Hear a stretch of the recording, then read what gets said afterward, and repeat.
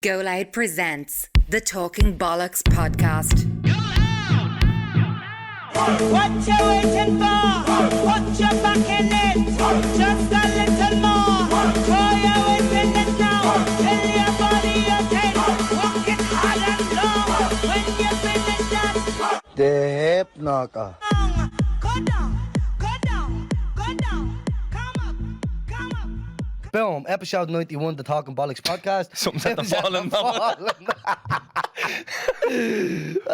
Caleb's at the falling off. He's cheering. What a great start to the episode. Well, we'll keep it. Yeah. Episode 91. It's me, 30 Flower. It's me, COB. And Caleb's in there like a question mark, like a fiver now on the floor he is. He's at the break. I think he's at the finding a fiver. Yeah, the breaking himself up in there. What's happening? How's things? Only the two of us, bro. Yeah, I know. It's very, Early. isn't it? That's what, that black it's the new stripe set on you it. have. I don't like it. Do you not? I don't. Not with the chairs. I think you need to make the chairs black or something to fit the mood. This is. I feel like I'm at a funeral. Flaunting heads we would. Yeah, I feel like I'm at a funeral or something. This is. In a pair of Nike shorts, bro. Yeah, wouldn't be like me. Towny funeral, Yeah. isn't it? Do you know what? Believe it or not, Terence, I forgot we had a podcast today. That's why I wore shorts, because I drove in. Would you not usually wear shorts on the podcast? Yeah, but it's lashing rain. That's a valid point. You know what I mean? So, yeah, here we are. You not wear shorts in the rain anyway. So me and Brian O'Brien went for breakfast yesterday morning, and when I walked out, the gap, he goes, "Why did I know you were going to be wearing shorts?" I was like, I think we're at that time of the year where you're just clinging on to a bit of heat, but it's going to be Halloween like next week. "Yeah." Do you know that? Haven't seen anybody collecting. I seen two youngsters yesterday collecting. I was going to take a proud? video of them. Yeah. Legends. I was proud, and then I wasn't. They were pushing a toy in a trolley, and I was like, what are you doing? Quick one. So we actually have a new producer, a new member of the Go Loud team, and there, Kira, her name is. She's Stung with that. Yeah. So I'm just going to sting her straight away, 'cause she won't even know what collecting is from where she's from. So collecting is like, you get pallets and tyres and stuff like that. And To build a bonfire. Yeah, you have a bonfire on She Halloween. probably hasn't a clue what that is. But if we stung her with an initiation, Yeah. what initiation? The way the footballers do it with a song. Yeah. Yeah. What would you sing? What song would I sing? You talked about singing. Who you had to sing at me with that one? Sorry. What song would I sing? Oh, bollocks. Ice Ice Baby. Yeah, that's your go-to. That's me go-to karaoke. Wait, you said when we signed the Go Loud, you karaoke. Do you remember actually? Don't be Little behind the scenes. No, a little behind the scenes. Remember we tried to do it with the Will I White Part 2. And it was actually probably the best thing I've ever seen. Yeah, we tried to get the lyrics on the screen behind us. No, remember you did a song and it never recorded. Yeah, so What song was that? well, the lads were trying to figure out how to get the lyrics on the screen and have the music playing over it. And it was going to be deadly, and then you couldn't get it working. And me and Will had done Bohemian Rhapsody. That's what it was. Just together, the two of us was fucking deadly back and forth, yeah. And But, it recorded, so here we are. yeah, Ice Ice Baby be my go-to. What be yours? Curtis said, "Lose yourself." Eminem. Not a bad shout, in fairness. If you know the whole thing, It's not a bad show. if you know the whole thing, not just the chorus. You like, don't know it. Ah, you do. souls escaping through the hole they're escaping. This world is mine for the taking. Make me king as we move toward it. New world order. Normal life is boring and superstardom. Close to postmortem. Homie knows what. Come on. No, leave it. All right, he's Goes got home and barely knows his own daughter. I said he's got Scarly's ego, got the better of him straight back. What would you be? Oh, pick whatever. Don't know. Stand by me. Yeah. What's his name? Ben King. Ben E. King. Ben E. King. That's what I think. Yeah. Yeah, Shaban, what a tune. Did you ever see the film Stand By Me? No. Oh, Terence. Is that where the song comes from? I'm going. Wrap this one up, Willis. It's actually not, but it's in that film. So it's a good question. Oh, no, see, that's one of the best films you'll ever see. See, now so we have a new setup in the studio, so we can see straight at our producer, Omblin, and we're about, I don't know how many minutes into this, and he's just taunting and nodding the head. He's sick of us, he's over us. Yeah. He can't stand us. I need to turn my seat facing this way. Swap seats will be, but Yeah. Do you remember we were going to do the film club with you? And we were going to watch a Why film did we every ever week. do that? What happened? Yeah, I don't know. Copyrights and all this shit, because we wanted to have it on the screen. So no point in just a camera looking at us two reacting to something that they can't see. Yeah. Do you get me? But then didn't someone say, watch a film and then talk about it the week after? That could be a bonus episode. It's not a bad show. Would people want bonus episodes? We could do an extra 2 episodes a month. Of a film club? An extra episode every 2 weeks. Of a film club. But Stand By Me is actually a brilliant film. Yeah. It was Stephen King as well, done that. Stephen King. Yeah. Remember I told Stephen King is just like behind some of the best films ever made, and everyone thinks he's like all about horrors and all. That's what I was going to say to you. See, not the horror fella. Yeah, but he done The Shawshank as well. Yeah, I haven't. Do you know, I know I've watched it before, but I haven't watched it. Stand By Me is a lethal film. I think you'll love it. Genuinely, I Is really. it sad? It sounds sad. It's sad in a. It's like a coming of age film. It's about 4 young bloods. They want to bleed in an adventure, and then at the end, it's just like Like Mickey Bow and me. kinda, yeah. But then at the end, it's just like they all go their separate ways, and then I don't really. You can't even say it's a spoiler because it's out about 40 years. But at the end, it's the fella Don't tell me to watch it. writing a story. He's writing the book. He's writing his own book about his life. Ah, I get You know what I mean? Yeah. So like So he's it's all grown just up then. flashbacks. Yeah, he's grown up then. It's fucking lethal. But we actually have listener questions. So Let's do it. right, let's do them. Before we do it, we have to give a shout out to Tiffany's for looking after us with the suits, bro. They are fresh. Yo, it's about 12. So I was going to tie this in, but like you're at the round now, you dive straight in, didn't the you? whole show. So I was thinking, will we do a live show before the end of the year? Just one more. Right, that's going to be the zinger show. Yeah? That's a zinger. Will we do another live show before the end of the year? Or two? No, will we do another live show before the end of the year? Yeah. We'll just do a week. Just do a whole week of live shows. So Mark McNally's doing 50 days in Vicar Street. We can do 7. Yeah. People are sick of us as it is. Imagine us doing more than one. So I was going to say, do you want to look into doing another live show? And then you would have been like, no. And I would have been like, tough. And then I would have said, but shout out to Dipney who always sort us out for the live show. Because it's Deb season. Get on to The Dipney. issue is, you could have put me weight to that. Yeah. And we could have teed that up, but we're just not bright enough to Yeah. do them things. Like See, we're not professional. That's it. that is the issue. We're not isn't it? professional Remember we were in podcasters. Vicar Street for the last one, and I was halfway through a story, and I forgot where it was going, and I still haven't slept since. I was like blah blah blah, and then I forgot the punchline, so I just sat there, and Right. the boys shouting at me, "That's how real you are." I was like, "I'm just a thick cunt." Yeah. Really forgetful. Yeah. So, what is your biggest fear? Genuinely. You have these as well. Don't have me asking them. So take your phone out and look at them. That's biggest fear. I'll give you my top 3, yeah? I didn't know you ranked fears. Oh, I have a lot of them, bro, yeah. So, obviously, my biggest fear is definitely Texas. Right? Legit. Do you know how bad it's been in town? With Garth Big Brooks Garth on. Brooks. But get my hands on him, I'm going to fall. Cowboys all over those history. Yeah. I don't get it. I genuinely don't get it. Coffee. Yesterday morning time, Cowboys strutting up and down the road. I went back, went into the room, locked the door. And Under the bed. Yeah. Hiding under the bed waiting. And you know we used to play 2 more days now this weekend as well. Does he? Yeah. 5 How much are you days. getting for that? How much are you getting? I don't know. A couple of mil. Easily. He's had to sell Oh. 5 days out in Crow Park, bro. It's What's that, 400,000 8,000? tickets. 400,000, yeah. But I think it's actually more. And they put the stage up a certain way. And so the capacity's 80,000. And how much are you selling tickets for? You're not getting a ticket for less than 60 quid. He would have got a fortune for A that. couple of mil he would have got, definitely. But you know why it's funny? Because he wanted 5 days before and he said no. We give you 3 and he was like 5 or nothing and everyone goes right nothing and it was really embarrassing. It was like an international Well, scandal. you know, if you put a gun to my head right now, said name one Garth Brooks song, you'd have to He has tell me. 2. We just placed them over and over again. Does he? Yeah. He has friends in low places and if tomorrow never comes and just place the 2 of them on Round loop. Keaton? No, it's not Round Keaton. Did he Does he- stop that? What song does he sing? If Tomorrow never comes. Does he? And it's, If tomorrow never comes. no, Round No. Keaton is well better That's than how he sings it. That's Rowan Keane. I'm sorry. Oh, he's little, bro. That's on my playlist. I'll be sobbing when that comes on, Mark now, Stony Batter. Do you know, So my little brother Texas- actually said to me, sorry to cut across you and rob your whole story, but he said, what other artists on the planet do you think will do 5 nights in Crow Park and sell them all out? Ed Sheeran. Did he not do 2 when he couldn't sell out the second date? Yeah, he did, yeah. My What brother said artist? my brother said Oasis and I goes, yeah, obviously, Yeah. but Oasis aren't actually an act anymore. Yeah. So you can't pick them. No, you can't pick them, but he definitely would. Like any artist. Any Drake would, artist. Drake would. Do you think Drake could do Yeah. the 5 nights in Crow Park and Yeah. sell out every single ticket? Did Garth Brooks sell out every single ticket? Yeah, every 5 last nights ticket? sold out. Gone. Gonski. Hey, where is the film? Oh no. What other artist? That's a great question. Isn't it? Gemma Dunleavy. I don't know. I haven't a clue. That's a serious question, that. Do you reckon you 2 would do it? Don't know.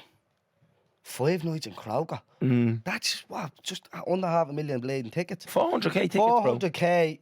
Garth Brooks tickets are an average of €73 would be 29.2 million. So Do you reckon they would have gave him 20 mil? No, 5, 6. Is that all? Yeah, he'd get a flat fee. He wouldn't get like a percentage of the tickets. But without him, there's no show. Yeah. Surely he gets more than money, no? So he gets more.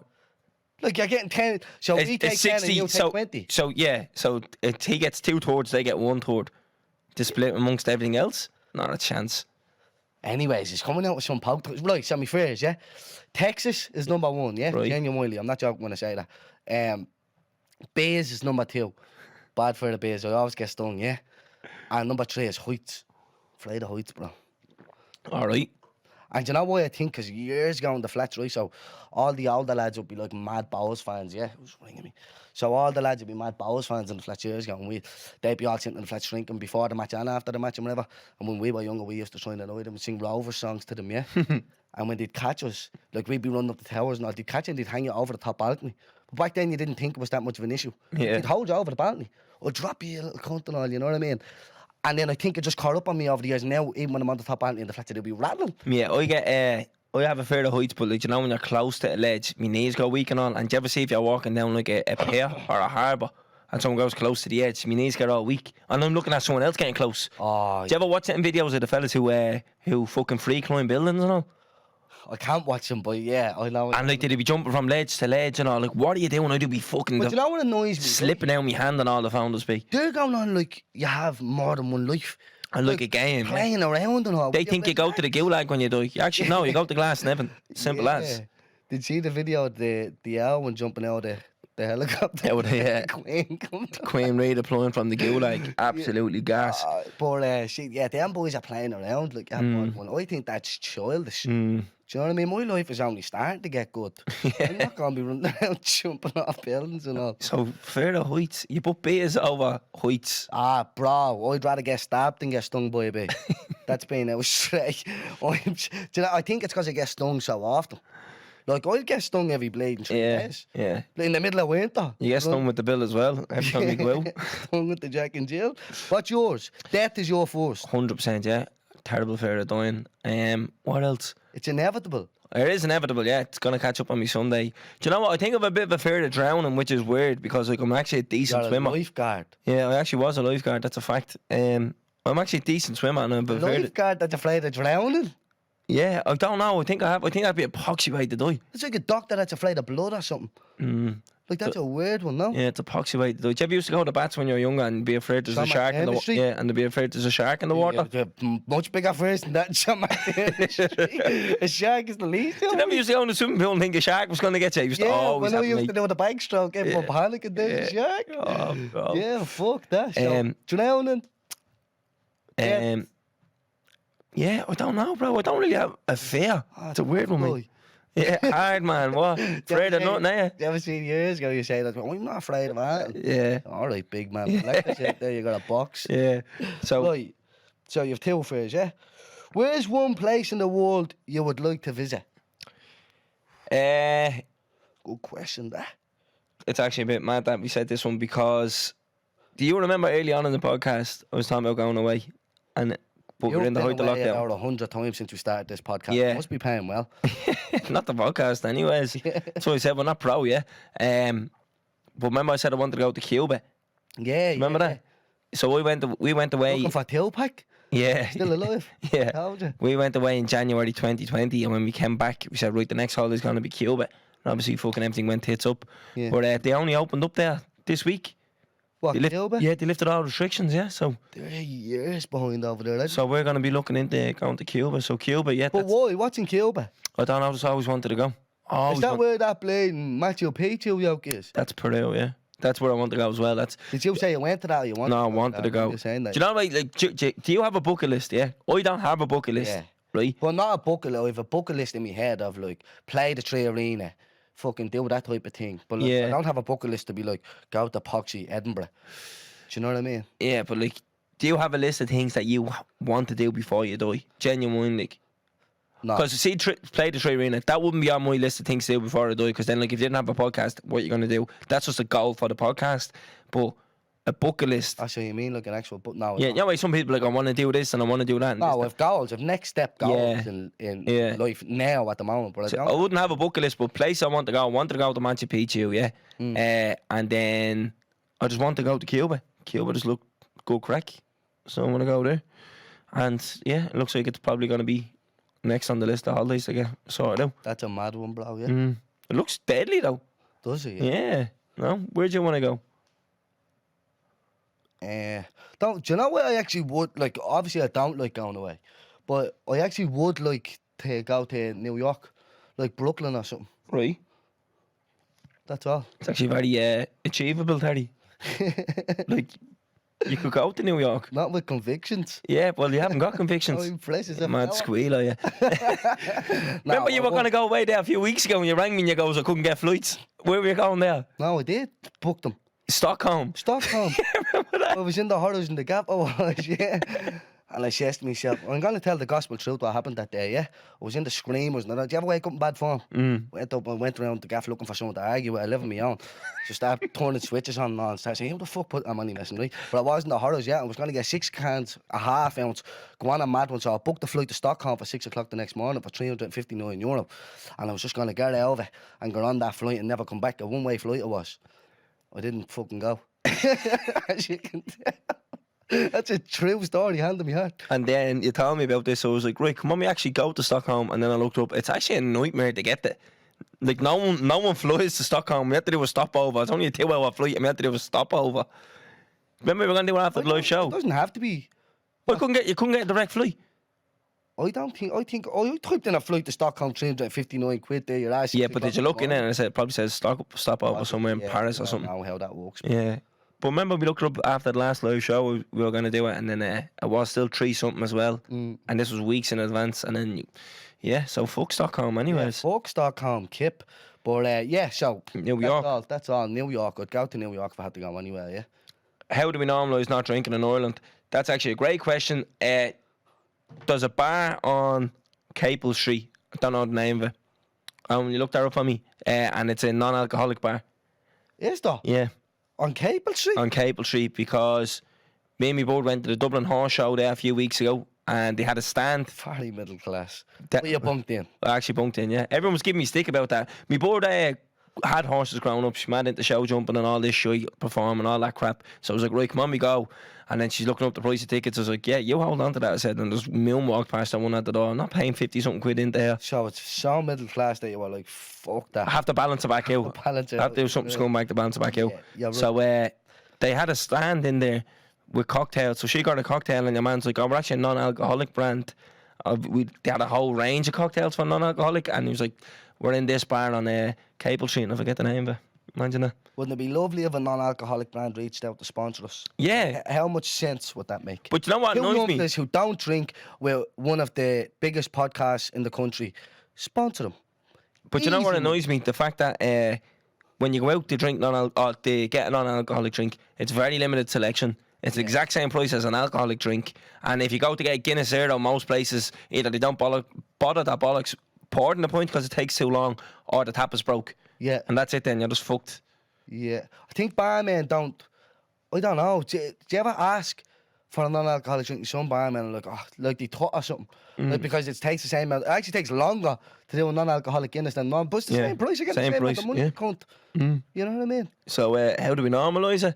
I think you just need to we're accept... normalising it by Yeah. just by putting it out there. I think it's actually becoming cool to not drink now on the night out. I think you just need to accept that, like, drink isn't a guarantee when you go out. Like, you don't have to fucking drink. Yeah. Do you know what I mean? Whereas it used to be like, how are you going out and not drinking? Now it's just like, let's worry about going out first. Yeah. Then worry about who drinks and who doesn't drink.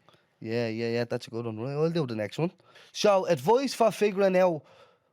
These are mad deep. Badly, these two are mad deep. Advice for figuring out what you want to do when you leave school. What, you were looking at me? Yeah, you go ahead first. I left school when I was 12 or something. Yeah. I went to FOSS for about 10 years. Did you have a goal in your mind? The Virgin Mary on Capel Street. Fuck.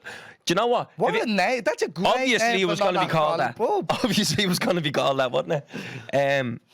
Did you not have a plan when you left school?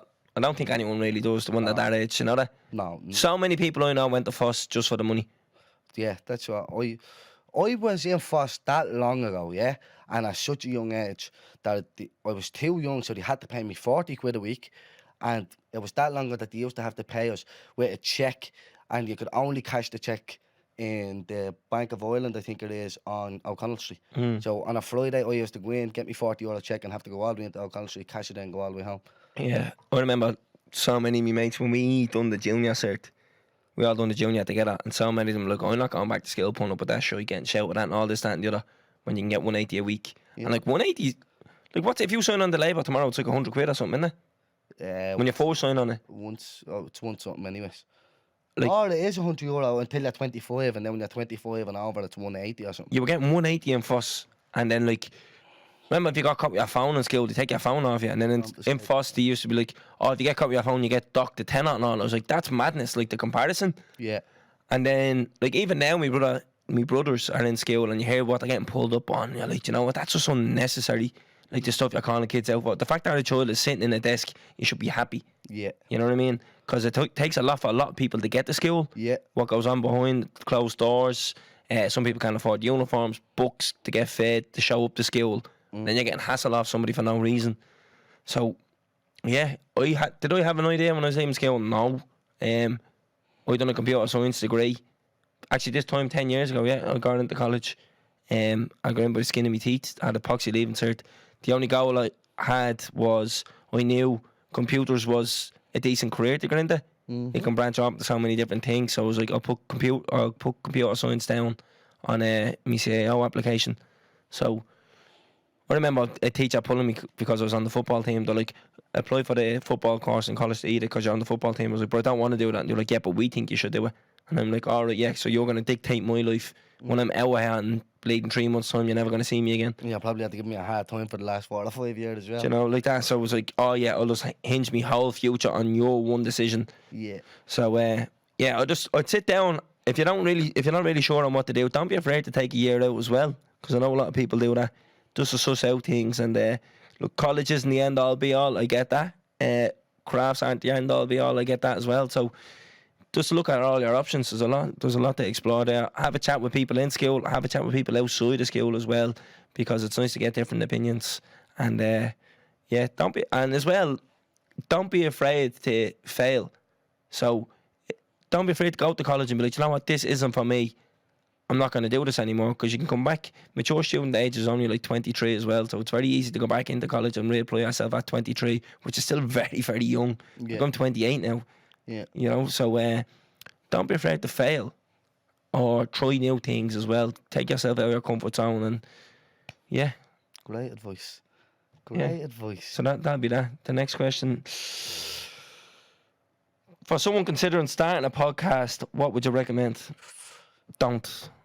I'm only messing now. I was like, what? I thought you were going to finish that off. I don't know. I actually don't know. Look, what would you recommend to start a podcast? You don't actually need fuck all. No, you don't need. You need a good. I think you need a good concept. And all, I think content does more for you. Now, although when you listen back on our first episodes, my God, the audio was terrible. But at the time, it still worked. Yeah. I think the content overtook. Yeah, you need concept, yeah, equipment and stuff like that. What's your podcast going to be about? How frequent are you going to do it?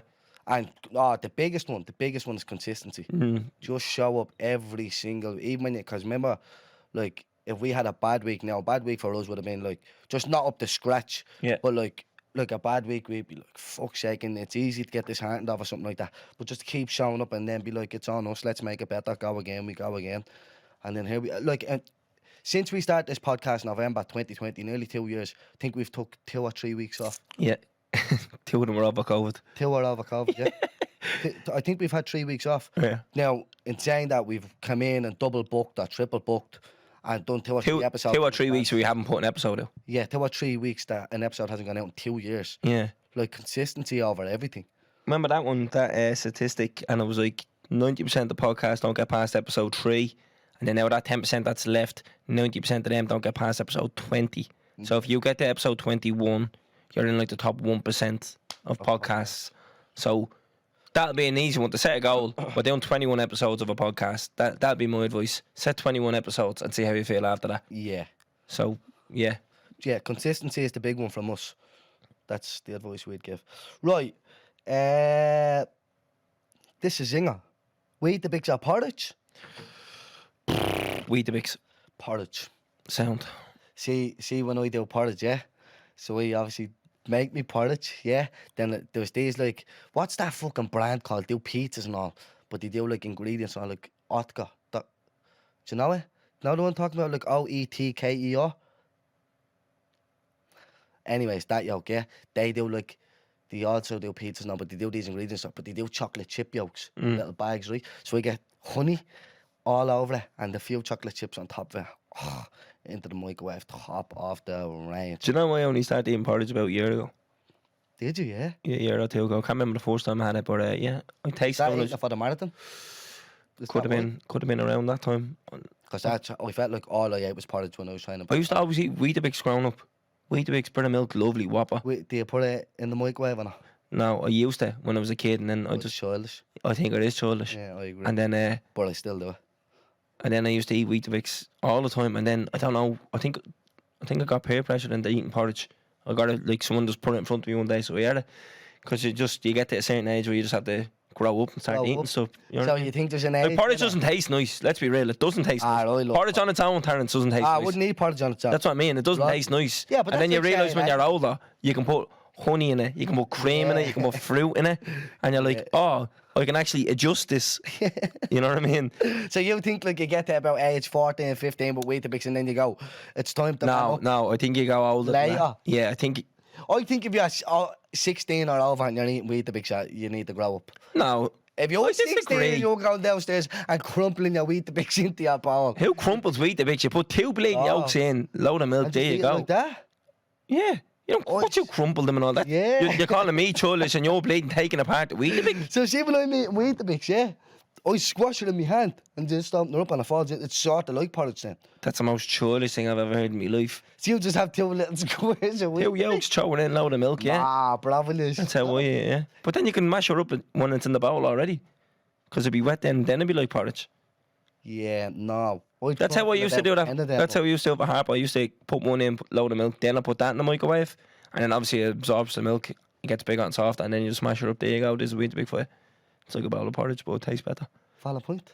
There we are. What other listener questions have we got? Weetabix or porridge? What a blatant question. That's a good thing. Oh, it's not bad. Someone said, would you rather see a ghost or an alien? Well, aliens aren't real. Are ghosts? Yeah. Obviously. You know this. No, if they were real, I'd rather see a ghost, obviously. I'd rather see an alien. What do you mean, obviously? Because, like, so do you mean an intelligent alien, like one you can talk to? No, just, would you rather see an intelligent ghost? Like, and is this alien like the big green yolk that's going to talk back to us? Or, like, an does he wear alien. cowboy hats? Is he smarter than us? Did he come here in a Ferrari, a spaceship, a UFO? How is he here? You have And what all, does he you have do? all these variables for ghosts as well. Is it like Casper? Is it a floating Is ghost? it me dad? All right, Yeah, Terry, anyone. thanks for making that. Like, so what are we going with? I don't know. I'd rather see an alien. Yeah, if it's intelligent, I'd rather see an alien. Even if it wasn't intelligent, even if, like, I don't know, someone dropped this bleeding yolk, NASA went to Mars tomorrow and they brought back this show, boom, look at that, oh, jeez, that's an alien, yeah? I'd like to see that. Now that you said it like that. Yeah. Imagine that was on the news and all. Yeah. Breaking news, the first ever alien. Yeah, whereas it's a ghost, like, oh, yeah, that was a fella who died there a few years ago. Yeah, sound. You know How what I mean? smart is he? He's dead, doesn't matter. Residual energy, isn't it? No, valid point. So I'm going to agree with you on the alien one because I would love to see that. How many pairs of runners do you buy a year, Calvin? Do you know that question is actually there, and then you went, Calvin. Yeah, because I'm actually saying that being smart. Yeah, I know. Because, yeah, boy, I'd say you... Can I give a guess and tell me if I'm right or wrong? Go on. So there's 52 weeks in a year. Yeah. I'd imagine you'll buy 52 pairs of runners a year. Because I feel like it's every week you have a new pair of Jordans on your story with Kanye West good morning on it. And a cup of coffee in your hand. Everyone, you should You're not start far a off. podcast You're not with far Jordans off. every week. Yeah. Leading Europe. I have, do you know what? Right, Terence, I thought about this the other day because my board, like, literally sent me down and goes, since we moved into the gaff, moved into the gaff last November, And since then, she's had to get 3 shoe racks. So one when we moved in, and then another one, and another bigger one again, right? And she proper said, like, the new rule is when you buy a pair, you get rid of another pair. And I was like, yeah, but like, that can't be a rule because them runners are still all right. So you can't just fuck them out because they're older. You know, like that. Give them to your brothers or something. I actually give me runners to me dad. Yeah. So, which is funny because So is that a hand me down? it's a hand me up. Yeah, because you're going up. I'm a size 9, my dad's a size 8. He stuffs them, he does, yeah. Yeah. But so that I was saying like, it's grand, but she was like, no, this is actually a real fucking issue. And I was thinking about it. Is it an issue? Like, is it an underlying thing where like subconsciously I'm trying to prove myself? Because I remember, like, you know, years ago when you have no money, and then like as I said, my mates were making money in fuss and shit like that, and I'd be in school and I'd be still asking my man and dad for money. Then in college it's the same, like, and then you're working part time, you can't afford all this stuff. Then you get a job and you can afford it. So am I trying to make it up to myself? Look, it's better than going out on the weekends and that's what I always that say. money is quick in one phone call. Boom, €150 down. That's what I always say as well. Like, it could be, there's worse things to be addicted to as well, and you look fresh. You know what I mean? So, but I definitely think that is a part of it. Because like, of an underlying thing that I'm trying to compensate for. yeah, Not compensate. Compensate sounds like compensate sounds like I have like a what? an I'm ego, insecure. purpose ego. Like. I'm insecure about something, so I wouldn't say that. But it's like I can do this, so I am gonna do it. Yeah. You know, like that. And I never think come out when with. you were growing up looking at people older than you in the area who are making money so easily, and they were always in the best of gear and stuff like Yeah. that, and how easy it was to take that route. So then when you seen someone working hard, I always used to think, well, if this, it doesn't really matter what they spend their money on. They Yeah. have to go out and put a hard day's graft in to do it. Oh yeah, I completely agree. When I was in college, I used to mess around on Nike and make runners, you know, customising and messing. Yeah. But And won't be it- able to afford them. I won't be able to Yeah, afford them. And I yeah, used to yeah. think to myself, like, them runners at 180, Jesus Christ, how many weeks it'd take me to try and save up to get them, like, it wouldn't be worth it. And then, so now I do it now, and people always give me stick over, like, put my name on my runners and all, but, like, I like customising the runners. Because I think if you have the option and you can do whatever you want with them, you should be able to do that. And then at the end, it's like, do you want to put your initials on them? It's like, yeah, well, why not? Why not? Because I think it's just a nice little touch. So I like doing that. Childish. Yeah, probably is childish. I agree with you, like, and then it makes it harder for me But dad. COB is good initials. Makes it harder for my dad to go around wearing them then, doesn't it? Oh, Doesn't what have do you the do? same Hand me up. initials. Yeah, What do you do? He still wears them, doesn't give a bollocks. Yeah, but into that, wearing 3 pairs of stockings to fit into them. Retractable and extendable feet he has, yeah. Depends on who's giving them the runners. They're the 7, yeah. I'm a 7 now. But I wouldn't say I get 52 pairs a year, but Yeah, you it's get like a lot. if I would I say I get 20? That's your, what's that words? Like, you're hidden, like, you're fucking, I don't know the word. Subconscious? No, forget it. Move on. I'd say, I wouldn't even say I get 20 Your a year. guilty pleasure, Yeah, that's what I mean. yeah. I'd say, You just love buying runners. yeah. Do you know what I love as well? The ones that are exclusive and they're hard to get, you have to win a raffle for. Because they're like, no matter how much money in the world Do you someone else care has. what they look like, or do you buy them because they're the newest ones? Now, some of them I care what they... No, sorry. Some of them I get no matter what they look like because I like them. If that makes sense. But that's No, what I no, mean. no, I'm no. talking from your personal point of view. I'm not mixing that up. Some of them I get no matter how they release. So if everyone get them, I don't give a bollocks. I'll get them because I like them.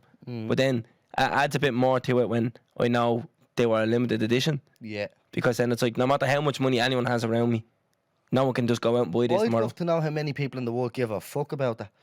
Because like I can't look at a pair of runners and judge whether like they're worth money or they're like I go into a shop and runners could have come out in 2013, but if they're fresh on the shelf, I'm like, Yeah. nice, right, they look well on me. That's, I'm the same. Any pair of runners I see and I'll get them. I wouldn't think, they were only like this release or that release. I get them. I don't care what they like. But the limited edition, yeah, It adds a little to it. soft spot here. Yeah, do you know what I mean? Yeah. And I think I'm probably just buying into the market, and it's hard to, you want what you can't have kind of thing. Yeah. Like the last pair of runners I got, the last pair of Jordans, they were 200 quid. Yeah, they came to the gaff whenever, a couple of days later, and then on StockX they were 380.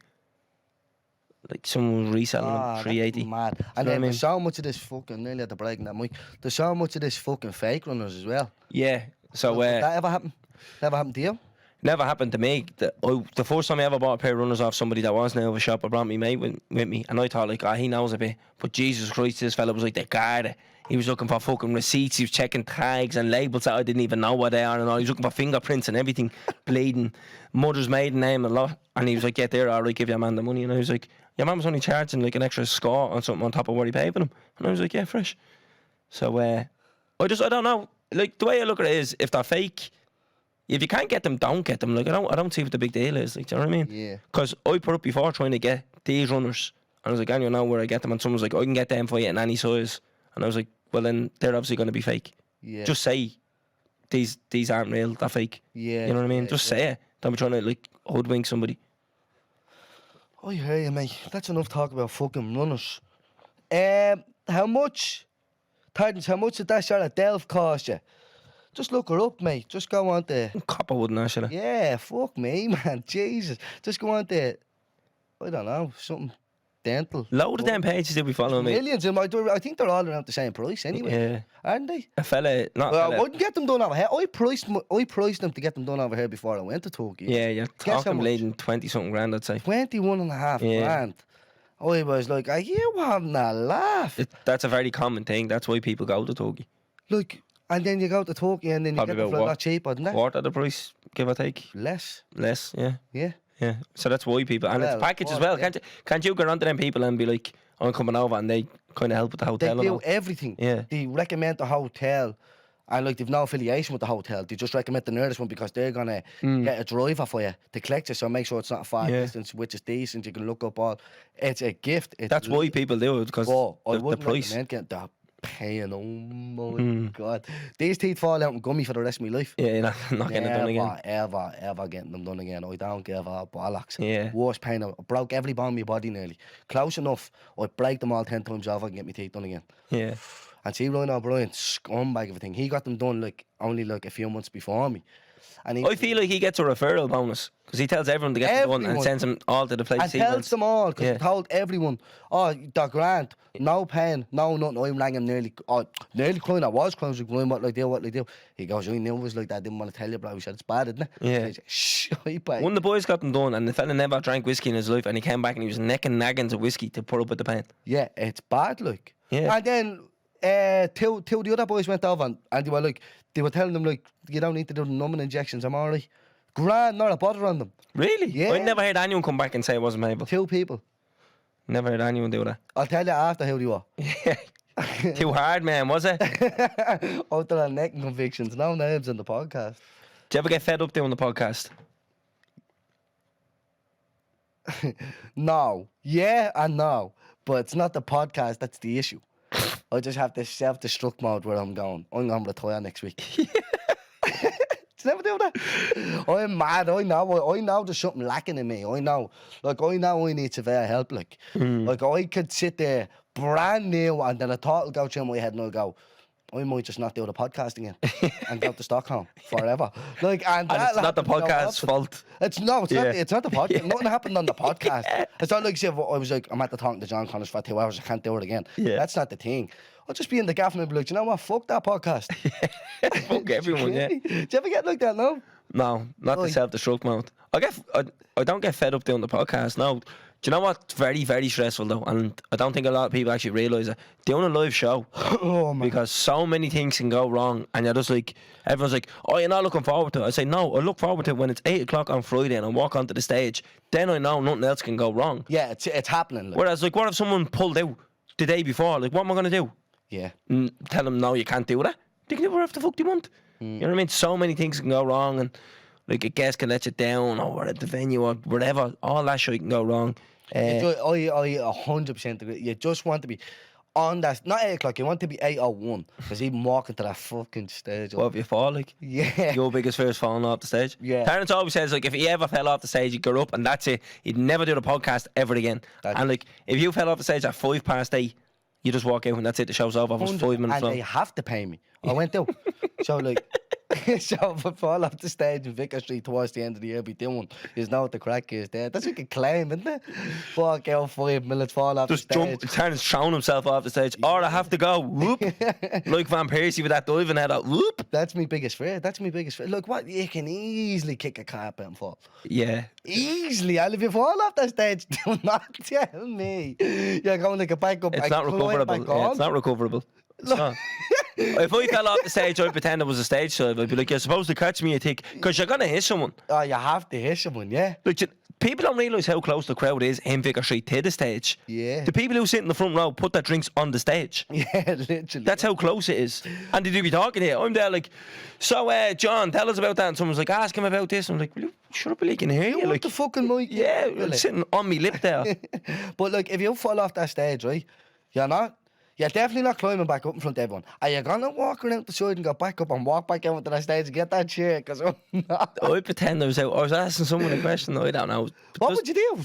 No, Cam, talk to me properly here. If you fell off the stage, what is your next step? Genuinely from the bottom of your heart. If you fall off the stage, what is the next step? Are you going to jump back up? Are you going to walk back? Or are you leaving the building? Genuinely, I'd jump up and I'd go out the side door, yeah, and I don't know where to go from there. You'd have I wouldn't come. Yeah, you can't face the crowd, can't you? have a couple of minutes to yourself. You'd have to, yeah. And then I think the longer the wait, the more anticipation on them. So when you come out the road, shit. I'm telling you, why I fall off that stage. That's the last live show. Yeah, you said it was the last ever podcast. In fairness, if you fell off the stage, not just live show. Oh, it's over. I'm not coming in here next week sitting there and thinking the guest doesn't know about it. Yeah. I like to sit there and try and act like manly and stuff like that. And they're like, you fell off the stage last week and left. Yeah, let's address the elephant in the room, huh? Yeah.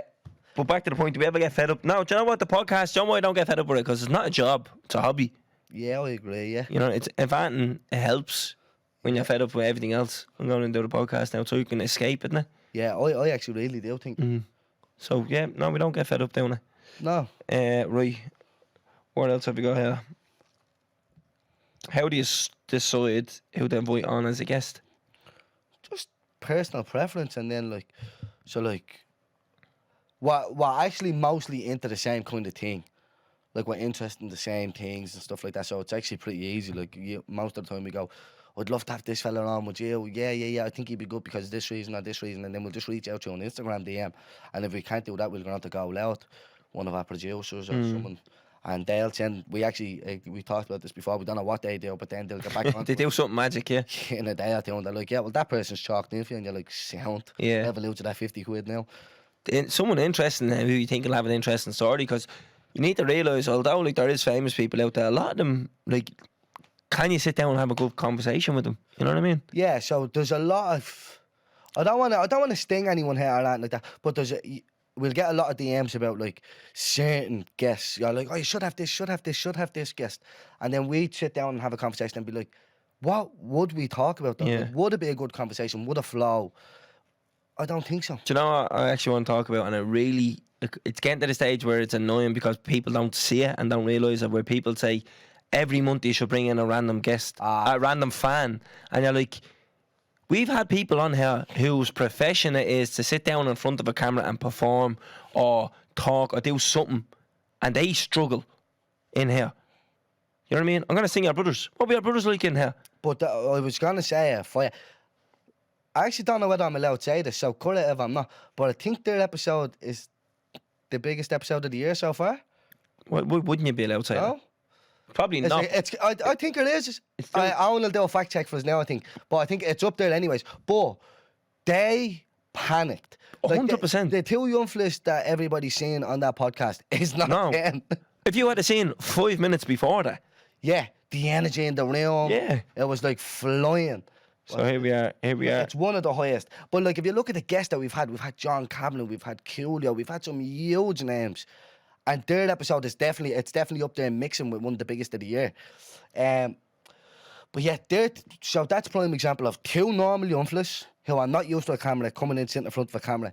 And like, struggling. Now, come here. They did well. The episode came across well. Yeah. A good laugh. Well, like, even we still, like, the four of us have a laugh and a joke about it. And you'd be like, remember episode 61? It was just you and Terence. Yeah. And it was actually them two, you know what I mean? Yeah. It's like, we have a bit of buzz about it. But like, that suggestion is terrible. And Like, people take a really- step back and think about it. We bring in a random list. I'm watching them. Oh, my name's Anto. I'm a Sparks. I play Lens. I seen you on a Sunday. Sound. Episode 93 wrapped up. We move on to next week. You know what I mean? Like, no joke, I genuinely still get, like, the nerves isn't the right word, but like, I'm like, the episode's starting now, and I'm like a bit jittery about it, where like, if I'm like that after 91 episodes, imagine someone coming in with the voice. This is daunting. You obviously can't see you are looking at us through the fucking cameras, but the cameras everywhere. There's lights. There's a lot going on. We've a room over here with our producers and videographers and stuff in it. Like, so, for anybody not used to cameras or anything like that, do you ever see people when you take your phone out pretend to record them and they get all jittery? Yeah. We're sitting here with about 1,000 eyes on us. I'm like, oh, bollocks. So like for a normal, How many times have we left him like, fuck, I forgot to say that. I'm supposed to say this. Oh, fuck, why didn't we do this? Do you know what I mean? So like, it really is. There is a bit of pressure on it, but like, fuck me, man. yeah, that's a terrible suggestion. And even like, if we were to do a bonus joke, don't send that in as a bonus suggestion like they do. Like, oh, bring a random, fan in, yeah. like, or whatever, because it's just... I'd like to bring someone in so they could see this happening. Yeah, You're not yeah. to sit here, sit on the other side of the camera. Yeah. Do you know what I mean? So now you know how it goes, and that's something we have done before. We've had one or two people come in and sit in on an episode, and like even they took back from it all and be like, Jesus, this is how it actually goes on, and they know it's not easy then. So you see some people who are big names come in and go, fucking hell, this is some setup. Yeah. That like took back a bit. That Yeah. like, Jesus Christ. You know what I mean? So fuck that for a suggestion. Is there any films that you love that you'd love to see set in Ireland? For example, Jaws, but it's in Dollymount. That was actually a very good one. That's a good suggestion. That. Any Yeah. film set in Ireland? I don't know. I actually don't care for that question. Sound Like, like that's a stupid one, no? stupid. It's a bit harsh. I don't mean to be disrespectful, but like, give me a good example and change my mind on that. I think that's the stupidest question we've had since episode 1. The Wild West, but it's set in Finglas. Wild Finglas West. I don't know. Young just going around on scramblers and all. I don't know. See, things like that, you need to be prepped on this, you know what I mean? Trying to think of films off the top of your head that you Yeah, love. so and we see. don't actually. So we just send all these questions to our producer, and then he sends them in like a list because like it's so awkward to go through. So we don't be going through these questions like rehearsing them beforehand. We actually didn't know what was going to come up here. There was that question there about what you think about private school. What do we think about it? Yeah. I think that's. I don't want to say. I don't know. I think they're pointless. Okay. Why? I think they don't set the kids up for the real world, for the big bad world. Yeah, I think. Do you know anyone that went to private school? Yes. Right. And I'm not saying all kids come out, but I think some kids definitely come out like more entitled and actually.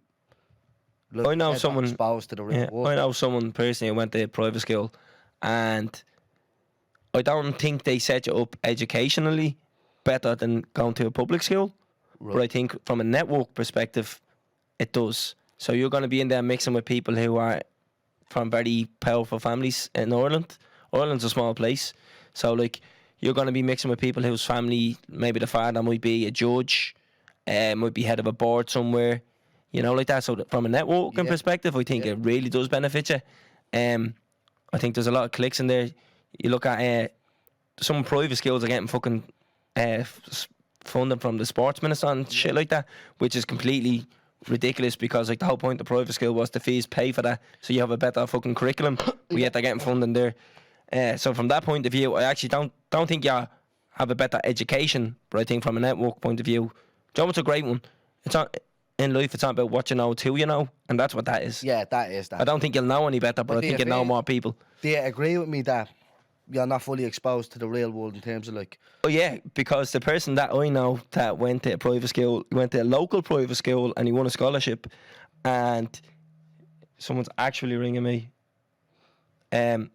He went to a local private school and he won a scholarship to go there, and he used to have every like Thursday they used to have to do something in like in the area. I don't know where it was. Like you used to have to go somewhere, like do an extra class something. And he was told by the teacher, you have to take this group and bring them down there because you're a local and nobody will mess with you.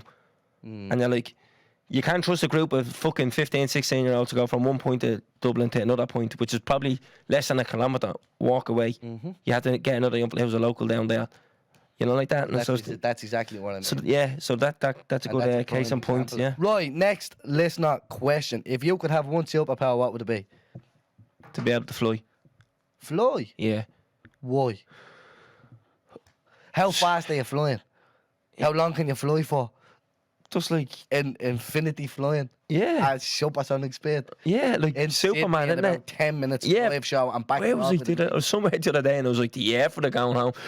I was fucking on the way home from town in that fucking Garth Brooks traffic and I was like, I'd love to be able to just, I'm in the gaff now, do you know what I mean? Like, fly up out of the car, boom. I'd See it like to be after. able to go invisible. Why? Because you can just rob banks. That's mad creepy, that is, eh? Why? Anyone who says that superpower is, I want to turn invisible, that's creepy. Oh, you can rob a bank, you can rob a shop, you never have to pay for that. Come here. Like, you can get all the Jordans in the world for free if you're invisible. Yeah, but then you're visible wearing them, people are going to be like, where'd you get them? Stroke You them. mind your business. Stroke So them. if you think... If you So went how are you going to rob a bank? How are you getting into the bank? through the door, you wait for someone to open the doors, you walk in after them, you're invisible. And they in the vault, did he? Yeah, but if they go into the vault, you can rob a shop, let's say then. Right, so you're going over the local spar.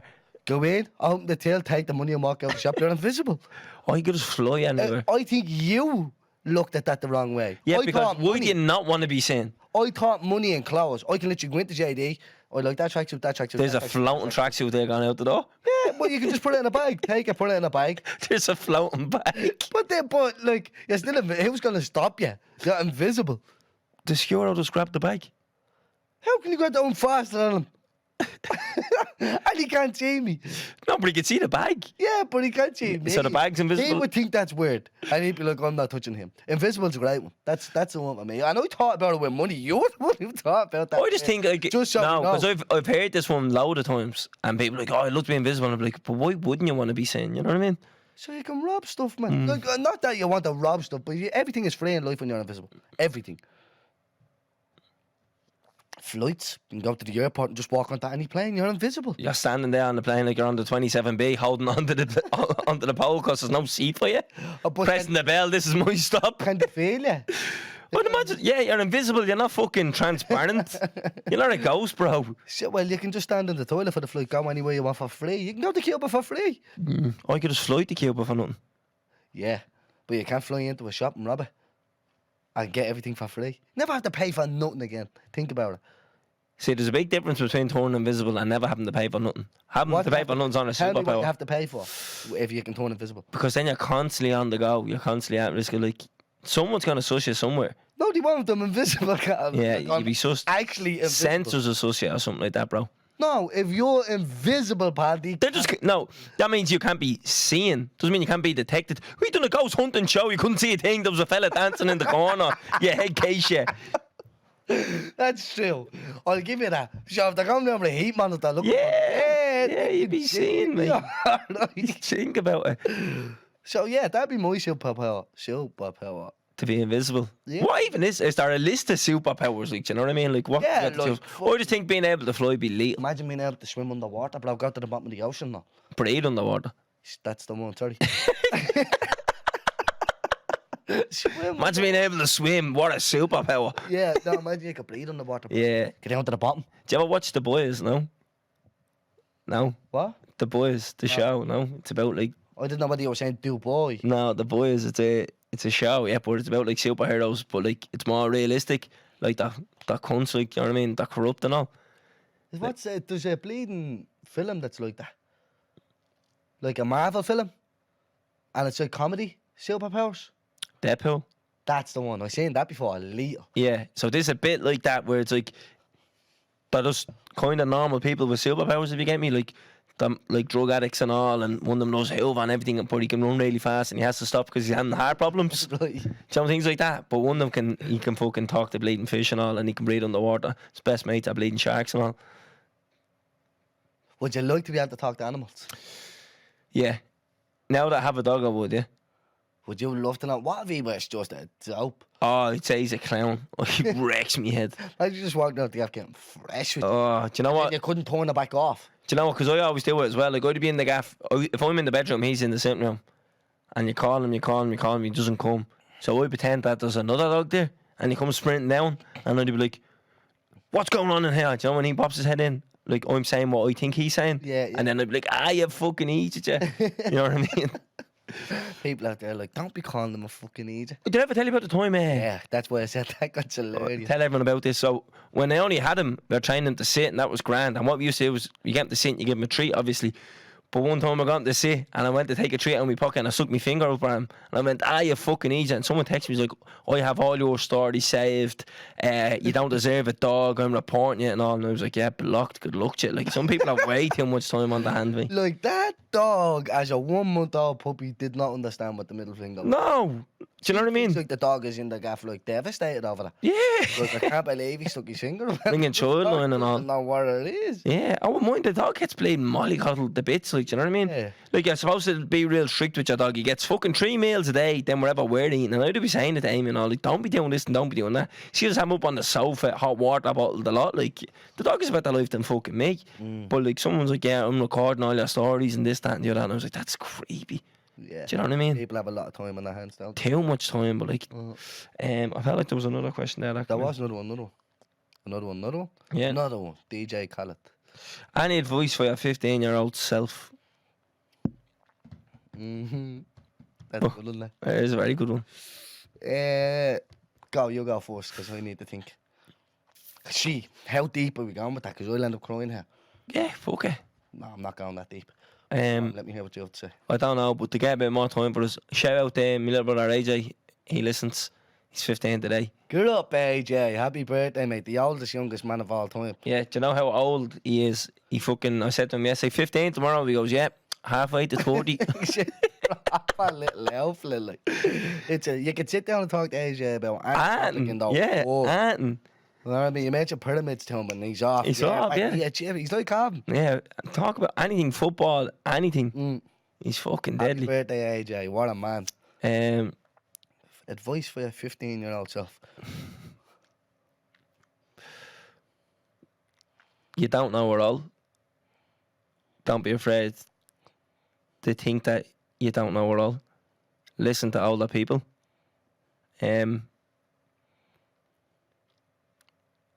Listen to people who have experience. Because when I was 15, you couldn't talk to me. I know Owen's in there saying you're 28 now and I still can't talk to you. Yeah, but you know, like, you know when you're 15, this is why I say I'd never be able to be a teacher. Because I couldn't be able to put up with 30 versions of me at 15. Do you know what I mean? Yeah. I don't know. It is very deep, isn't it? Like, what do you actually say? Like, Mad deep. So yeah, it depends. John, what's a good way of looking at it? What would you say to AJ? That's it. But I think it's easier to give advice to a 15-year-old. But I think to start, I don't know. I think I can give advice to a 15-year-old. Or I could sit here for an hour with a 15-year-old and tell them the do's and don'ts and it's my advice and my experience. Like, I wouldn't go down this road and this way this will lead and these pros and cons to that. But I think if you're talking to yourself, looking back on yourself, saying, as a 15-year-old, what advice would you give? That's different. And it's a very difficult question. Yeah, it is a bit weird. Like, I stopped drinking at 15. Last time I drank, I was 15. That's mad to me. Isn't it? That's mad. I only started drinking at 15. I'm ran riot down for a few years. Do you remember the first time you ever got drunk? What do you think? 15th birthday. Was it, yeah? Yeah. So that's your first time ever drinking? First time ever drinking. Like, now, we used to rob a bleeding. Like, me map, you have Mick McCarthy's in the gaff, the place be packed there, we can now rob a bottle, bring it up to the room, drinking, you know what I mean? And act locked in. Yeah. A bleeding scuttered then, Yeah. you know what I mean? But nowhere near it. Yeah. I think the first time... First time I remember proper drinking, like, myself bleeding. 2 litres of Bulmers for $7.50 it was. 2 of the big bottles, 2 of them down the flats, locked. I remember, I think we were about 12. There was a gang of us. And I can't remember what Were we you got. drinking like, or were you robbing bottles here and there? 'Cause I used Someone to do got that, like. someone got a tray or something, and there was about 5 or 6, or it could have been 7 of us. And I remember, like, you had the proper drink. We were sitting down, we were drinking. And I remember walking up to me gaff to go to the toilet, and one of my mates was with me, and I felt dizzy. And I remember saying to him, "Is this what being drunk is? Is this how you feel?" Do you know what I mean? I remember thinking like, because this is shite, like. Yeah. Do you know that dizzy feeling? And I was like, I don't get this. Yeah. I was like, what's so good about this? You know, like that. Well, it does. It's not just that, obviously. Yeah, I know, but you like get- that is a part of it. Yeah, yeah. And then I was that's thinking, only like the smallest part. Like you do get confident on it. Yeah. You'll become another person. Like, Mm. like you see all the time. You see introverts, and I mean people who cannot look you in the eye. They're looking at the floor and they have a few drinks and that. You fucking annoys me the way you do this. Yeah. And you're like, hold on, Yeah. a minute, you. it's you all mad. coming out now, yeah. Yeah, we haven't heard you talking Yeah. for a year. That's what they say, Like that having drunk two mouth, vodkas. sober mind, isn't it? Yeah, and now you're bleeding getting lippy and all. You got a nail bound the mush. Yeah. But that's why, like, it does. That's why I think most people drink. Yeah. They come out of that shell. Like, especially introverts, like. Which I think is sad. It is sad, but I think, like I actually encourage it, if that's the case. I really do encourage Yeah. having a few drinks if you're like that. I really, really do. And I think, like, especially, like, you need to, we're extroverts, yeah? You need to remember, like, introverts, like, who are single probably think to themselves, I'm never, ever going to be in a relationship. They wouldn't be able to, like, in their heads, probably thinking, like, overthinking, like, a date or something like that. Like, where we're, like, talk to anybody, any board, like, but that's just where I'm going with it. Introverts, like, that's a huge thing. So they have a few drinks on the night out. Yeah. They can now talk to Confidence booster, yeah. and they can't get that. So I actually encourage, I think drinking it isn't a bad thing once you can handle that drink. Yeah, it's the same with anything, isn't it? Like anything can be abused. But But it's just people like us. that's people why like me. I used to dawn, like that's when it used to dawn on me, like, you know, when people like used to look at you different for not drinking, and I'd be like, mate, like step back for a minute and think about it. Yeah, you have to drink to be in this setting, and I don't, but I am the problem. Yeah. And then like think about that. Remember that board? I was telling Calvin there, you weren't there that night. Me, Gav, Nerdy. Who else was out with us? I'm forgetting who it was. Sorry if I left you out. But we were out on South William Street. I remember that. Yeah. Only a couple of weeks ago. And two boards come over and we were all there. And they didn't know who we were. And we were chatting to them, blah, blah, blah. And a board sat in my lap. And I was like, what the fuck is going on here? Like, so we were chatting away. And she goes, what are you drinking there? And I says, Heineken Zero. She says, I don't drink. And she jumped up on my lap and goes, oh my God, that's weird. And I goes, what do you mean that's weird? She goes, no, I can't do this. And she walked off. But as if, she's going on like as if I brought her over. Yeah. She come over, the two of them come over to us. She sat on my lap. Then she was chatting to me for a minute. I was just sitting there talking to her. I was like, this is mad. There people around us were laughing and all going, what the fuck is this all about? And then she was like, that's weird. I was like, sound. But like to me, What do you want me to do about that? how was like what she done is the weirdest thing I've ever heard of. When you rang me the next day, I was shocked. But did you see, the boys were recording and all because it was mad. Like, it was weird. Like, imagine if I went over to a board and was like, what's the story, love? How are you? Blah, blah, blah. And sat down, like... And she goes like, I'm not drinking. And you were like, oh, fuck that then. But, like, to even go over and, like... It's not like as if I said, sat on me lap. She come over and she sat on me lap and all. Like, even all that is mad weird. And then to go to me... That's weird that you don't drink. That's weird. And stepped up on me and walked off. I was like, sound. Yeah. Like, what do you want me to do about that? Yeah. Do you know what I mean? So some people live in this Bubble. mad It's a bubble. Yeah. Where they're like, you don't drink, that's weird, that's strange. Where, like, that would have been a common thing to think, I think, even as close as 5 years ago. People would think, you're not drinking, that's mad. I still think it's, people still think it's They mad. do, but I think we're progressing. Yeah. And I think, like, a lot of, I don't want to sound bleeding big-headed or anything, but obviously you see my recovery bleeding post, the funny one where I got a little bit of stick over the yoke and all. But me recovery post, September's recovery month, I put that up, the two pictures of me, and you see a lot of people saying, texting saying, like, you're making a kill to be sober now. And then I got a lot of messages about the two of us. All I have to do is look at the comment under it though. It's like, my recovery date is this. Yeah. So it's so common for a lot of people. But I think doing things like that, the benefits of doing things like that, putting posts up like that, and talking about it on a platform or on your social medias or whatever, is for people to see, actually, you can actually have a good life or live a life without drinking. So that's what the benefits of that is. And then all the messages I got as well, like, you don't see them, and I couldn't get through them all, obviously, because, like, that thing fucking blew up. But, like, a lot of messages, like, you used to on that podcast have helped me so much, and I'm sober now, 4 months, blah, blah, blah, and this, that, and that, like, because it actually is cool. I think it's impressive. When I meet someone on the night out and they go, I don't drink regardless if it's inspiration, like took inspiration from us or from somewhere else, doesn't matter. When someone comes up to me on a night and they say, I'm not drinking either, I know you don't drink, I'm like, that's actually impressive. Yeah. Do you know what I mean? Like, fair ball to you. Yeah. You know? I'd like people out there who are thinking about getting off the drink to go out and don't tell anyone you're not drinking and just see how you feel in that setting. You know what I mean? It's daunting, bro. It is. Of course, but don't tell anybody because I think you're adding extra pressure on. Yeah. Because people are gonna expect you to be different. Then just see how you feel. There's some parties I still go to now, like I can go out sober, no problem now. Like, I'm used to it now. But I mean, there's some parties I go to and I'm like, whoa, this is actually daunting to be at. You know, when everyone's like a rob car, everyone's running amok. I'm like, whoa, this is heavy. Like, shit. You know what I mean? So I think there's certain settings as well where you have to be Definitely. And I used to, like, me and Ryan used to always joke, and I used to always say that I hated going home, and I used to love going out, going back to a party. You'd have great crack, but then I remember something shifted, and then you'd go back to a party and everyone would be out ahead, and I used to think, like, this is not enjoyable to be here. Like, you're not even socialising anymore. Yeah. People are just sitting here lit. You know what I mean? Now, don't get me wrong, it's probably good to be lit because the feeling you're going through, yeah, but like from a social setting, there's no crack happening here. It's actually not. And I can talk from experience saying that. It's not. Like, they get to a stage of the night, maybe 6, 7 in the morning, whatever it is. It could be the next day, 3 o'clock the next day. We've all been there. Like, where you're sitting there going, why didn't I go home at 2 or 3 o'clock when everyone went home? Yeah. Now I'm sitting there with 3 of us, we're not talking the same song as I'm repeating. That's what I'm saying. It's not like, oh, that was a good party, I wish I was there. There's nobody in the world will tell you that that's good. You know what I mean? And I think that's the conversations that we're having nowadays, like, especially with all of our friends. A lot of our friends are like, will openly say to us, oh, I'd love to not have to do that. You know what I mean? Most of my friends say that to me. Most of my friends, when they're in bits and all, they're going, oh, like, and that being deadly serious, it's not one of them things where I need to blade and get on that sober bus. They're like, I genuinely wish that I didn't have to do that. Sure, after the last live show, we went out, but we stayed out.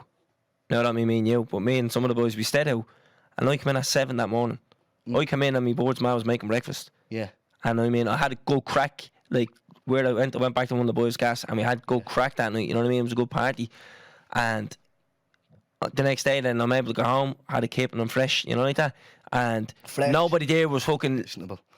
Yeah, no one that was sitting there stuck to the sofa. You know what I mean? Everyone was having a chat. So don't get me wrong, there was stuff, people were doing stuff that we won't say what it was, but I mean, you were engaged in conversations, you were with it. Do you know what I mean? It wasn't one of them where everyone's sitting there like zombies playing SoundCloud on a loop. Yeah. So, yeah, I don't know. I'd encourage someone just to try not drinking, going out. I think that even thinking about it, that's already a big move. Yeah, because you're acknowledging the fact that this isn't right. Yeah. That you need this thing to. Especially if you're not just, because a lot of people aren't even, like, it's actually such a bad thing at the moment. It's so bad out there with drug use. Like, it really is. Like, it's getting worse, I think. Yeah, and there is so much that comes out. Are no longer just like recreationally using. Yeah. Like, they're using like the way I would have, like, every day. It is an addiction, 7 days a week. A lot of people are at that stage now, and because I engage in a lot of conversations with people about that, because I'm actually passionate about it. I like talking about it to people, and like they're saying to me, I'm actually using every single day now. Like, what do I do? Blah blah blah. Like, it's getting worse. And if you see someone like that, don't be afraid to kind of reach out to them and let them know, look, you have an issue, and they might need. Do you know what as well? Because they might know deep down they have an issue, but it could be an ego thing where you're afraid to come out and ask for help. So if somebody acknowledges it for you, like, you have a problem, they might say, yeah, I actually know I do. Yeah. Thanks for reaching out and acknowledging it. Now I know I can talk about this. Yeah. So let people know. Not in a condescending way. Yeah, I don't think be that like, works. Are you alright? I don't think that works with people. Go, state your thing going around, bro. Like, fucking sort yourself. That doesn't work. No. And that nearly, to me, it's would counterproductive. Be like, fuck you, it's counterproductive. You know what I mean? Yeah. Like, so I think it's just genuinely sitting down saying, mate, do you think you have a problem here? What the fuck is going on? You know, that type of way. Yeah.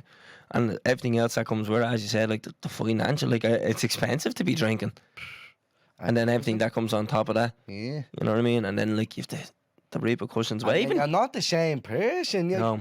Like, we talked about my brother's episode earlier. If you listen to what they said about me, they were like, it was hard to sit around you. Yeah. It was hard to, like you were a shit brother, a shit friend, you were a shit person to be around, and that's facts.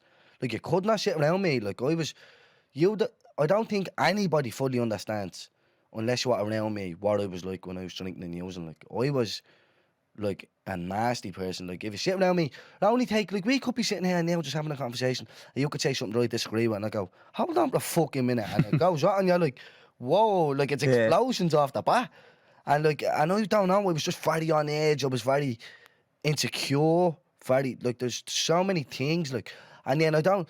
As well, like when people talk to me about they want to get sober and blah blah blah, you can easily tell them the health benefits, great, and the financial benefits. But like I think like something switches psychologically, like something in your brain switches after a certain period of time. I felt like mine was after about a year or over a year, like where I woke up one morning and boom, I actually felt happier. Like I felt different. Like it's hard to explain. Everything feels different in your life. But It's a weird one. I think it's because you're actually feeling.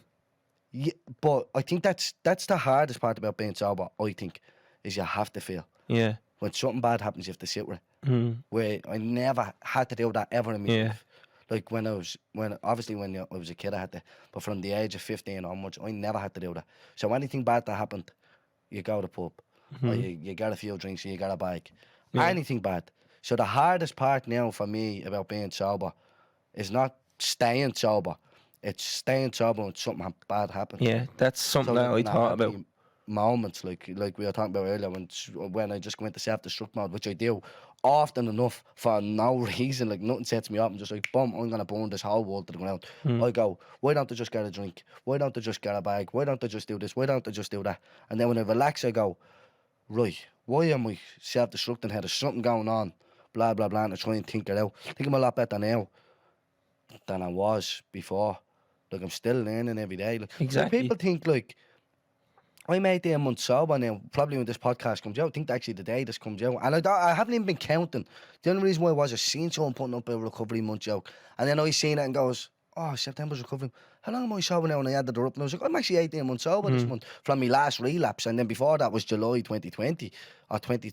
Yeah, 2020, whatever. yeah. 2020, yeah. So like it's not like I don't count anymore. I used to count. That worked for a while until it was too much pressure, and I was like, oh, I need to get to a year. I need to get to a year. That's why I'm saying that there is no goal. No. Every day is a battle. And it is. But I think now, I'm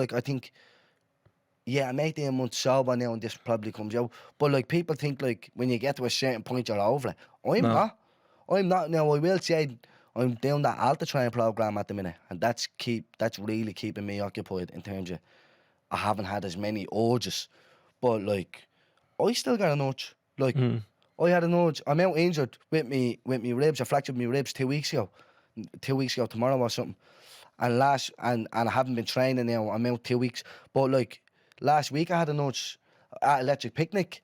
I was that close to dropping 2 weeks. And then you know what that leads, I'm at the taking 2 weeks. Just bleeding do a hell of it to bring you down. And 50 before you know it, 3 days later you're still on it and you're going, right, I'm not throwing everything out the window. Fuck, I may as well stay on it. So it's easy to slip. Yeah. It's easy to fall into that. But yeah, like people think you get over it after like, oh, maybe if I get to a year, I'm out. You'll never be over it. Yeah. I know people. I've met people through this podcast, and I've met people in recovery on this journey, like over the last little while, who are in recovery 10, 15, 20 years, and they still know you're only one moment away.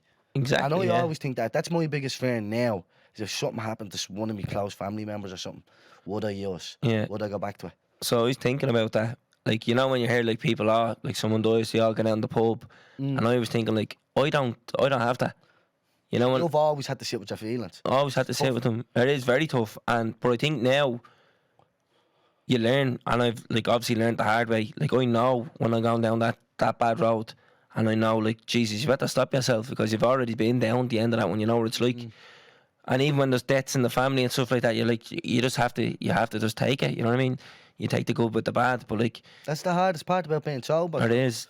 Anybody who's sober will know that, and anybody who's in recovery, and anybody who just doesn't drink like yourself, who has to sit with their feelings, it's fucking. You've been doing that your whole life. But you need to think about it, though. The dark days are dark, but they make the bright days brighter. You know what I mean? 100%, and that's something what I always say to myself. Like when I'm in a rut or anything bad happens in my life, and I'm like, if I just had a fucking sniff now, I'd be brand new. Then I go to myself, but if I can get through this day and wake up tomorrow morning, imagine how good I'm gonna feel if I don't. And then it's that battle with the urge, and then when you do make it through, look, I have been so far, touch wood, but so far, like when you do make it through, you're right. Then the dark days are dark, but the bright days are fucking bright. Like. Definitely. And you see the people, like people that be messaging us, and you can tell. I'd feel bad for the people that do reach out, because like we're not really equipped to handle it. Like I'll try my best to help somebody, but I know quite well there's other people out there who can help you better.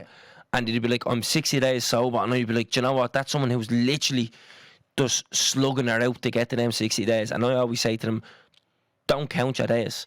Just be like, look, I'm getting through tomorrow.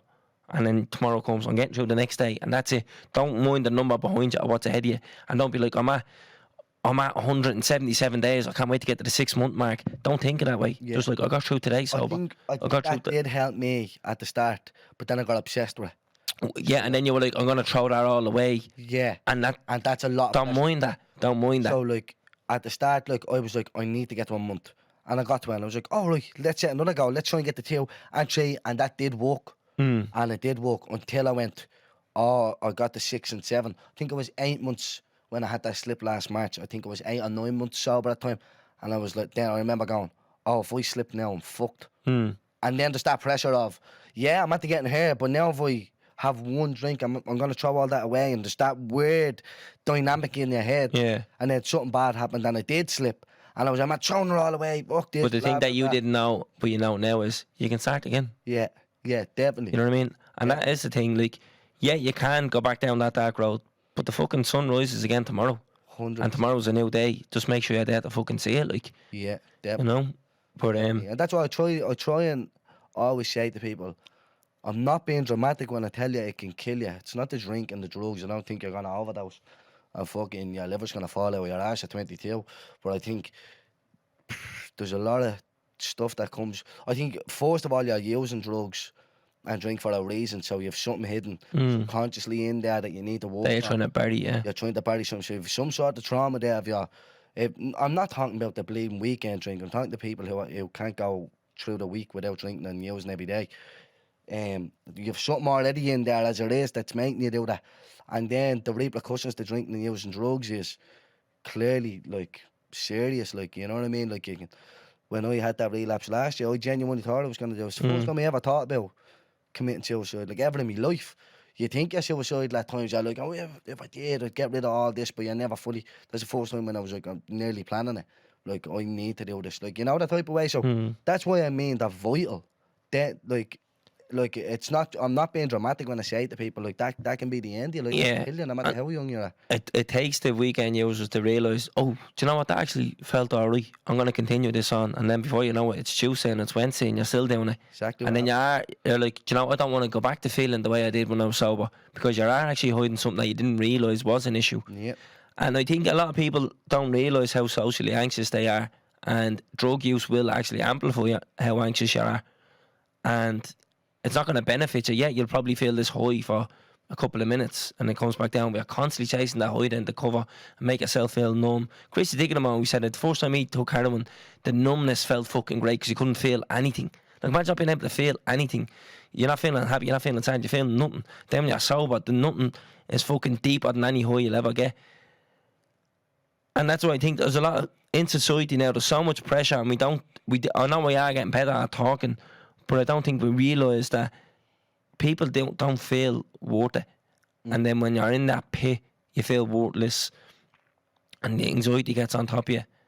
And then the side effects of using drugs is depression, and that gets on top of you as well. And now your actual depression that you already had, that you're trying to cover up, builds up on top of that as well. And then sometimes it does get too much for a lot of people. And they think, do you know what, I'll just get out over the weekend to cover that. But no, that fucking makes it worse as well. So what we do need to realise is that, yeah, we do come from a place where we all feel poxy sometimes. And we do need to normalise that. Do you know what? Yeah, them two boys talk about feeling poxy. I feel poxy. That's mad, isn't it? A lot of people feel poxy a lot of the time as well. And fucking life is hard, lads. You know what I mean? And we're just, I don't know. We're actually getting really, really, really fucking deep on this podcast now lately. the last few minutes. Trying to get here, did you? No. How did we get here? I don't even know what was said. But, yeah, just need to realise there is a lot of help out there. And do you know what? You're not going to find it at the end of a fucking bag or a bottle. And if you do see your mates going down that road, don't be afraid to fucking reach out and try and be as nice as possible about it as well. As we said, don't be saying, get your act together. It's like, ask them, are you alright? Tell them that you've noticed that they're using a lot. Tell them You that... have to be in person. You can ring them or text them. Yeah. You know? Because I think a lot of people I think it's daunting. For some people, not for all. If you can't pull them in person and just say, look, I think you are using a lot, do that. But I think for some people, like, that's daunting because they don't know how to react. So send them a message and just be like, do you think you're using a lot more than you should, blah, blah, blah. Look, I'm just letting you know I'm here if you need help. Let them know that you care. Let them know that you're worried. Because some people might need that bit of empathy, you know what I mean? As I said, yeah, like society, life is tough. People don't feel like they're worth it. And there's pressures in life, you know what I mean? Whether it be from a job, relationships, fucking being a parent, school. Because when I was bleeding, there's teenagers that listen to us as well. Like, it is tough, and we're not fucking living the perfect life either, you know what I mean? So let people know that you care. Let people know that you're there for them. And if you're on the other end of this, people do care about you. I know a lot of people say that they see no way out and they think no one cares about them. People do fucking care about you. Some be upset if you weren't here, and that's a fact. What would we call this episode? Laugh with me nerves. What would we call this episode? Oh, so every episode starts with an all right. And just want us to tell us why? No. Because we don't know why. Try and figure it out. If anyone can figure out why we start the episodes with an all, Revolut just... We call the episode Revolut. There you go. So the only way you can find out why this episode's called Revolut is because you have to get to here. Yeah, it's a good point. That's a good little... That's a good Easter egg. Is that what they're called? Yeah, I like that, yeah. Yeah, so there's an Easter egg, boys. But if you can figure out... Will we tell them? No, we're not telling them. Is aren't going to find out. There's a mad... There's going to be people hounding us now. Do you remember someone texted us some big mad conspiracy about the podcast before? Like, this happened and that person done this and this, and this is why it ended up that way. He's a sound fella, right? And he does be at the live shows. And now, the second you said that, I knew where you were going. And I was you like... were supposed to have this person on as a guest. Yeah. They pulled down and now you got this person as a guest. And that happened. And I was... And you know what the funny thing is? None of that. He couldn't have been further from the truth. I mean, miles. But I remember then he sent a message and he goes, this, and this, and you can't tell me what that was. Like, that's what happened. I was like... Now, he sound... And he actually supports us. Yeah. But he was like... That's a conspiracy. This happened. Yeah. He pulled out. You got him in. Blah, blah, blah, and blah, blah, blah. And we were like, you're actually so wrong. Yeah. But, like, now it's a conspiracy about talking bollocks. Yeah. When are we getting invited into the Illuminati? That's what I want to know. Do you know everyone in the industries and that's the little subliminal joke. We have our we subliminally dropped the Illuminati in last week with Willa, or the other week with Willa. We were like, this is the trauma triangle. We were letting the Illuminati. Yeah. And John Connors was mentioning Machiavelli as well. So some say Tupac isn't dead. So we're breaking the fourth wall with our own podcast there. I don't know what's going on. Fuck the God. Right, episode. I think we're at the end of the road. I actually had a positive experience with the guy. Will you tell them? Because did you tell the Let's Picnic? I did, yeah. Yeah, tell it here because it's people will listen. Right, so... no one listen to that Let's Picnic. They were on to come up. Yeah. Well, I rang you the next day and I was like, I think I had a positive... No, that day I was like, I had a positive experience with the guy. Yeah, and I was like, we call them positive experiences. Right, so any experiences which is not negative is a positive experience in my eyes. Like, if they didn't call you a scumbag and threaten to nick you, it's a positive experience. Or if they didn't square it up to you and say, like, how do you smile and give it the thumbs up through that car windows like they keep doing. It's very child. No, so the night of the live show, as I said, I went back to a party and it was me and two of the boys in the car and I had the directions on the sat-nav and I was driving and then the two boys in the car acting a bollocks and I says, boys, that's the guard behind me. But they thought I was missing. So I was literally the only car on the road and this other car was up my arse. And they were like, is it? And I was like, I know now because I had a left horn coming up down this blade and housing estate and I turned, the thing was right up my arse. I was like, yeah. I goes, we're going to get pulled.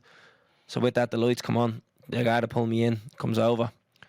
And I was thinking to myself, like, why the fuck did he pull me? Like, what did I do wrong? And then I was like, there's three youngsters driving around in a Golf. Obviously, they're going to fucking pull us. So he comes over and he checks the window. And my insurance wasn't out of date, but like it was the 8/22. So it's August 22. So it's not out date until the end of August. And they were like, have you got your policy renewed? I was like, yeah. And they were like, have you got proof of that? And I was like, oh, for fuck's sake. So I'm like pulling up emails and all this shit because I'm waiting for the disc to come out. And he's like, have you got your licence on you? And my licence was in the boot, so I had to get out of the car. And obviously I'm in the 3-piece suit after doing the live show in Vicar Street. And the cop was like, what the fuck? What's the story with you? I was like, I'm at the being in Vicar Street doing a live show. He's like, what do you do? I was like, I do a podcast. And he's like, yeah, what's it called? I was like, Talking Bollox. So I was like, I got real embarrassed by it. And I was like, then I was thinking, like, does he know me? Or, do you know, like that? So, I'm hoping he doesn't. Yeah, so he's there taking all the details and he's ringing fucking stations and what have you to prove that I have insurance, and he's checking my licence and all. And he's like, I listen to podcasts. I go, what ones do you listen to? He was like, sport ones. I was like, sure, they listen to more bollocks than... Oh, they talk more bollocks than me, I says. And then he goes, now, Calvin, have you got anything on you in the car that you shouldn't have? And I goes, would you stop? I says, I don't even drink your head case yet, yeah? So he gets back into the car. He goes, yeah, you have to produce your insurance in 10 days to pick whatever station you want. And I was fuming. I was like, I'm not showing you all the proof that it's been renewed. You rang the station and checked and all this shit. And he goes, no, you have to produce it. So I was like, what a bleeding wanker. I went to the station to produce it. I go over and give him all my details, hand him my licence and all. And he's like, yeah, no, but I'm checking them wherever. And he goes, I'm just making a copy of your licence. I'll be back. So I'm standing there thinking, fuck's sake. He comes back out, hands me my licence, and he goes, you were great in Vicar Street there last week. And I goes, oh, were you there? He goes, yeah, you and the other fella, he's bleeding deadly. And I goes, oh, nice one, thanks very much. And he goes, yeah, that's no problem, that's all done, sorted for you. I goes, yeah, I actually got pulled the night of the live show. And he goes, what, are you serious? And I explained the whole situation. And he goes, for fuck's sake, that's a lot of bollocks, isn't it? And I was like, yeah, isn't it? And he's like, yeah, don't mind him and all. And I walked out and I was thinking, did that cop just agree with me that I had a bad experience with the Garda? Yeah. And I was really shocked by the whole thing. And then I was thinking, he was in Vicar Street in the midst of all that bleeding madness. Not a bother to him. And madness is right. And he was young as well. I say he was about 22, 23. And I was thinking, like, fucking, that's mad, isn't it? And I was thinking to myself as well, like, so he's disagreeing with the fact that one of his colleagues was being a prick. You know, like that. So I was like, that's a positive experience in my eyes. What a legend. Shout out to you. You know, he's gonna know. He knows who he is, yeah, so. Yeah, legend, mate. Yeah. So. Right, I think, do you know what? We have we've big stuff coming up, so we're at the awards this Friday as well. Just shout out the Irish Podcast Awards. Thanks to everybody who voted for us in the Listener's Choice Award as well. We really do appreciate that. We were nominated in the top 20. They've narrowed it down. There was over 40,000 votes. They narrowed it down to the top 20 podcasts based on the vote. So we made it to the top 20. And that to me is enough. There's some very there's some very, very big hitters in there, big names. Nobody remembers second place. We better fucking win that. No, but shout out to everybody who did get nominated. It is a big deal. It is a big deal, and the fact that we made it into the top 20, so we do appreciate it. We only made it there because of you, so thanks very much. So we have them, and we've a couple of big things coming. You'll know when it happens anyway. There's no point in me trying to say, we'll let you know soon. You'll know when it happens. Like, yeah. So that's it. Episode 91. Take us out, Keno. Boom. Subscribe to this podcast for free on the Go Loud app. What you waiting for? Put your back in it. Just a little more. Throw your weight in it now. Tell your body you're dead. Walk it hard and long. When you finish that, The hip knocker. go down, go down, go down. Come up, come up.